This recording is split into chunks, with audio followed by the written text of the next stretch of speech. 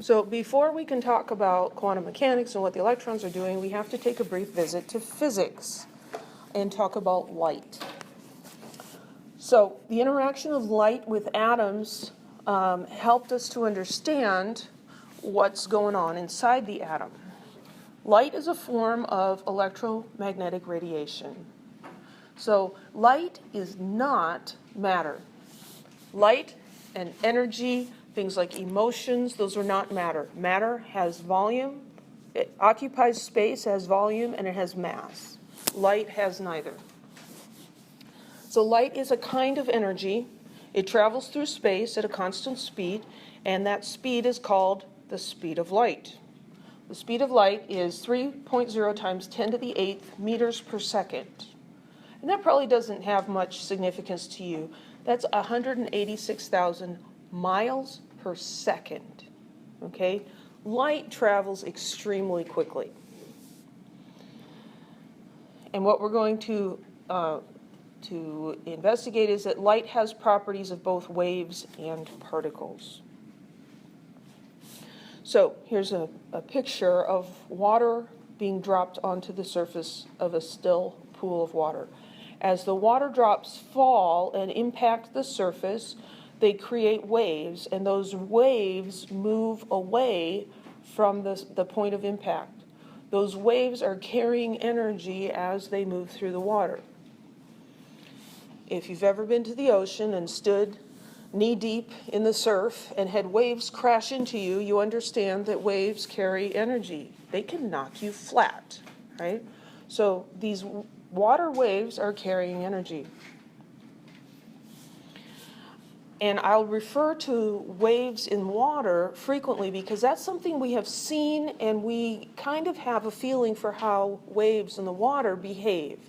And they behave in many ways like waves of light. So when we talk about waves, we're talking about something that has this approximate shape. It's a sine wave, and it has several distinctions. So these are the crests where it's at its highest, and then there's a trough where it's at its lowest. And we see that in waves in the water too. There's high and low. The distance between one wave crest to the next is called the wavelength. It's the length of the wave. It's given the symbol lambda, which looks a little bit like an upside down Y. It's a Greek letter, L, for length, wavelength. The wave is traveling in this in this direction, and so we can measure the wavelength. For visible light, which we're all experiencing right now, visible light, the color of the light has to do with the wavelength of it. So when we see different colors, it's because different wavelengths of light are coming to our eyes, and our brains are interpreting that as color. White light, such as comes from an incandescent light bulb or the sun, contains all the colors, all the wavelengths within that range of visible light. If we take white light, pass it through a slit and then through a prism, we get a rainbow effect. What the prism is doing is it is bending the light, and the light will bend differently based on its wavelength, and so it will separate the light into the individual wavelengths of light. And so then we see this rainbow effect. And it goes red, orange, yellow, green, blue, indigo, violet. And it's always in the same order because it is dependent on the wavelength of the light. It's really just physics, optical physics. When you see a rainbow outside in the sky, or you can even see a rainbow when the sprinklers are going in your yard if you're in the right position, the little water droplets are acting as prisms in separating the light. So when we see colors, here's a picture of a woman wearing a red shirt. Why does the shirt look red to us? It's because the chemicals in her shirt are reflecting red light, and they're absorbing other light from the sun. And so the light that's reflected comes to our eyes, and we see the shirt as red.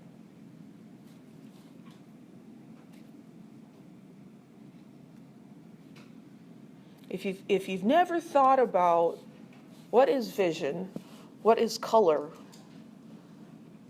go sit somewhere quiet and think about that for a while. This is really kind of trippy because we use our eyes. If we're blessed to be able to see, we use our eyes all the time. We see colors, we take them for granted. We can see stuff and do stuff without understanding why we do it or see it. When you start to understand it, it just makes it all that more amazing. So the wavelength of light affects the color of the light. The frequency is given the Greek letter nu, which looks like a script V. Unfortunately, it looks a lot like a V for velocity, but it's nu, it's the frequency. That is the number of cycles or crests that pass through a stationary point in 1 second. Okay, so here you're going to be treated to my terrible art skills. So here's a person. I'm standing at the beach, and there's waves. So we have waves like this, and waves like this.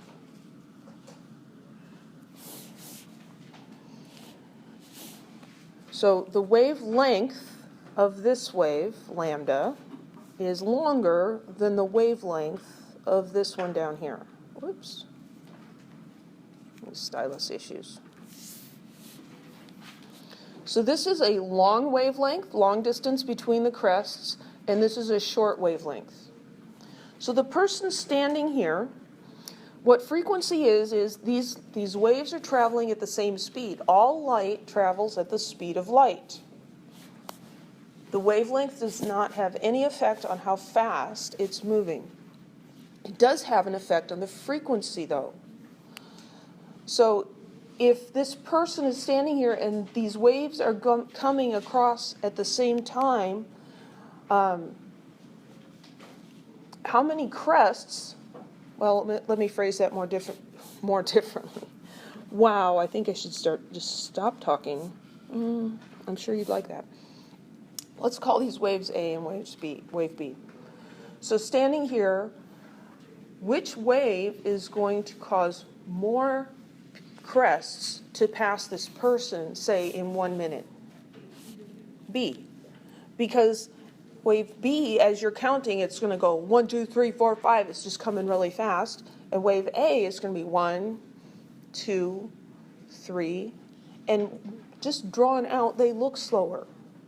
Okay, we need to have a very basic understanding of this. So there's the thorough scientific method, and then there's also just the give us something that helps us to remember the things we need to remember. So that's what I'm going for here. So long wavelength means low frequency. Frequency is how many of those crests pass per second.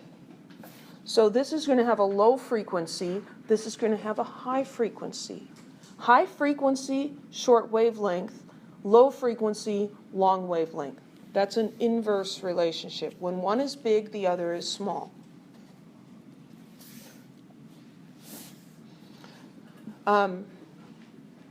Light can be viewed as a stream of particles. You've probably heard of photons, right?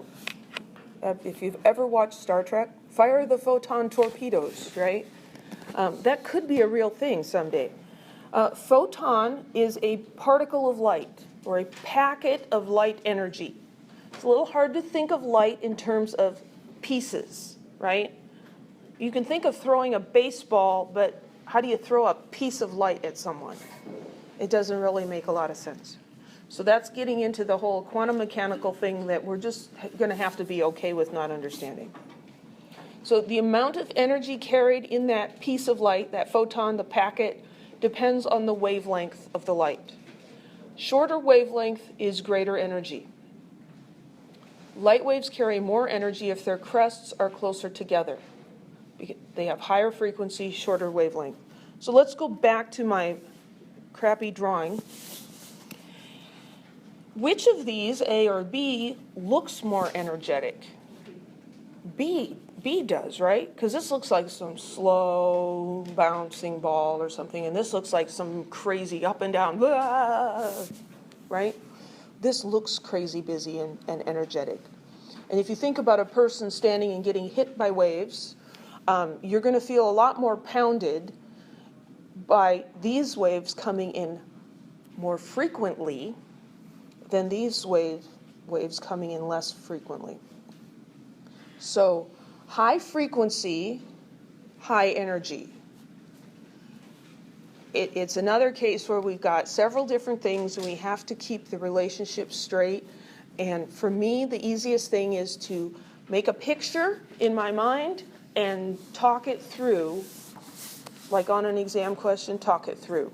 So this is high energy. From the picture, I can see that this is low wavelength, short wavelength, and if I imagine this wave passing me, this is going to be higher frequency than that one. Any questions?